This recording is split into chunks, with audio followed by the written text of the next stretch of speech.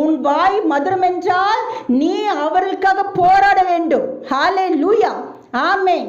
அப்பா இவங்களை திருத்துக்கப்பா, அவங்களை திருத்துப்பா என்று சொல்லும் பொழுது நீ விஷமுள்ள பாத்திரமாய் மாறி விடுவாய். ஆண்டவரே முதல்ல என்ன திருத்துக்கப்பா. ஹல்லேலூயா. எத்தனை காலம் நான் வாழணும்ப்பா, எத்தனை காலம் பார்த்து சூழ்நிலை இருக்கணும், அப்படி அவர்கிட்ட கேளுங்க, அவர் எல்லாவற்றையும் மாற்றுவார். ஹல்லேலூயா.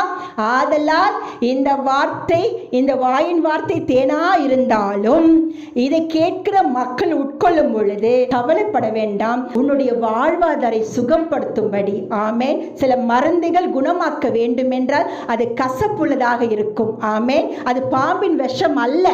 ஆமென். பாம்பு விஷம் குணப்படுத்தாது, அது நரகத்திலே கொண்டு போய் பாதாளத்தில் நம்மை தங்கும்படி செய்யும். ஆதலால் சில விஷயங்கள் கசப்பா இருந்தாலும் நீ உட்கொள் மகளே, ஏனென்றால் உன் வாய்க்கு தேவன் ஒரு அதிசயம் வைத்திருக்கிறார். மணவாட்டி வாய் மகிழ்ந்திருப்பதாக.